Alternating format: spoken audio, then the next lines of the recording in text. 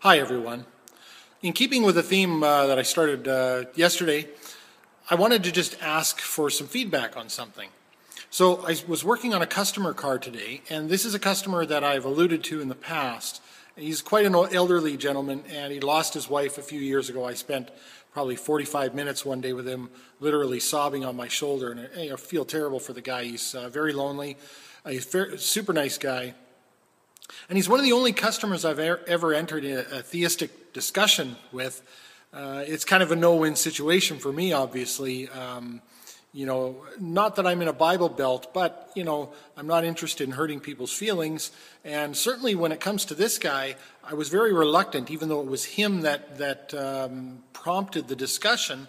I was really reluctant to talk about it because I sort of feel like in his case, he's better off to believe. It actually gives him some comfort. He's not long, I don't think, for this world, and there's no need for him to have those myths dispelled at this point. He's sort of, to me, I would consider it sort of the rare category of someone for whom it's actually better that he believe and finish out his life in this manner. And when I just finished road testing his car, he's got, of course, some gospel music playing there. It's sort of some old-timey, syrupy, feel-good, the stars proclaim his name, every flower and every bird is a testimony, that sort of stuff. And but I did want to discuss sort of the incident that I had with him.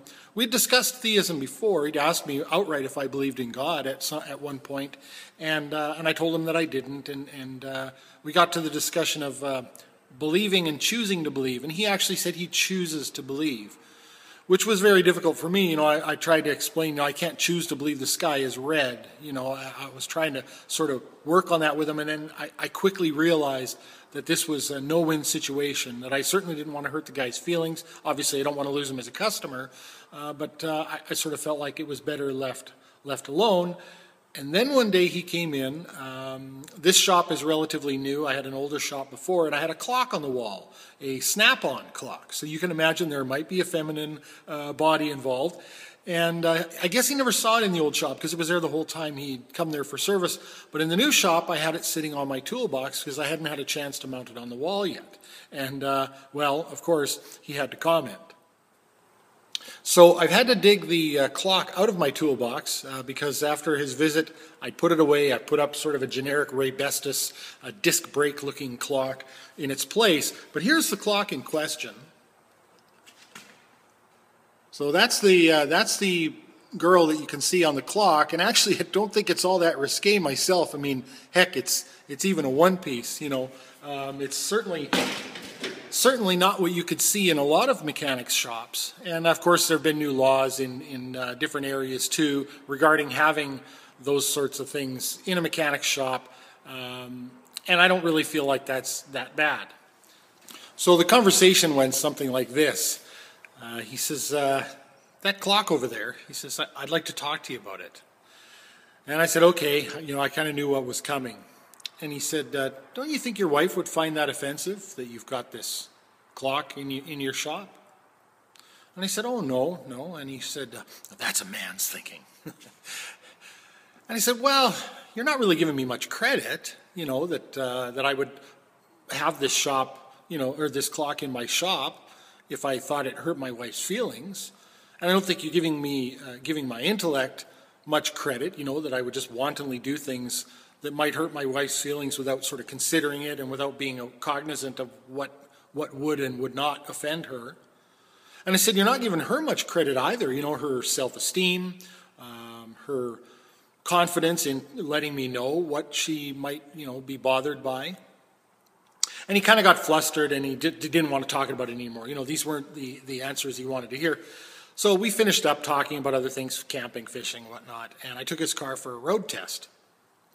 And I left him alone in the shop. He generally waits when I do his repairs, except for today I was doing a timing belt, so he had to leave it. But at that time he was here, so I went up the road, and then I realized, oh no, he's going to be in the shop stewing about that clock. So when I got back, we finished up the paperwork, and we're just walking outside together, talking about other things. And he said, I'd like to ask you another question about that clock. Okay, here we go.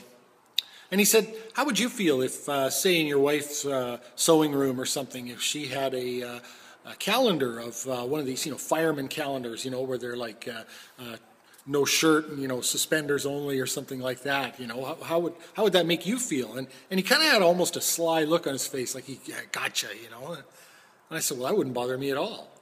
And he looked very surprised. And I said, my wife and, I said, this is personal, but this is my wife and my marriage. It's not based purely on physicalities, right?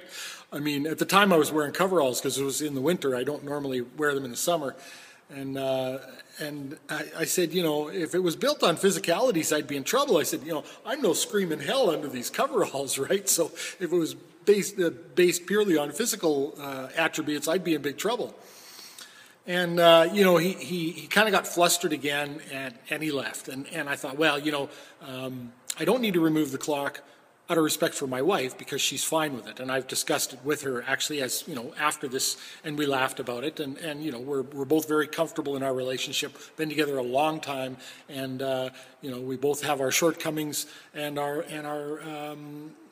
attributes. So we're fine where we are. But out of respect for him, I took the clock down because I thought, I just don't want to have any issues with this poor old guy. And it did obviously bother him. And I'd actually originally planned just to take it down when he was coming. But of course, that I took it down once when he was coming and I forgot to put it back up, and it's been in the toolbox ever since. So it's actually my favorite clock. I've had it since I was an apprentice. I've had it for a long time. So the interesting thing that I was thinking afterwards is I was driving his car today on a road test, and as I mentioned, he's got this syrupy old-timey gospel music in there, and it's all real glorified. And I think that's what's happening with him, and with obviously a lot of theists, is there's a glorification of the good old days, and a lost innocence. And how, society has fallen. There's all this debauchery and wickedness and hedonism. And the question I wanted to pose to everyone out there, please, feel free to comment and let me know what you think, was that time really so innocent? When we listen to this syrupy old music, I think it's glossing over a lot of bigotry and a lot of hatred and a lot of discrimination and a lot of atrocity.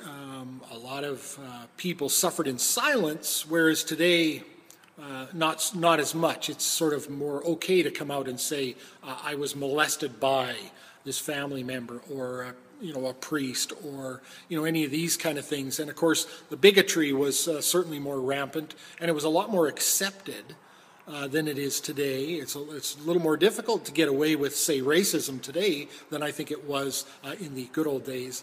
And so that's the question I'd like to ask. Do you really think they were so innocent, or what? Or does sort of pretending it doesn't exist, does that equate innocence?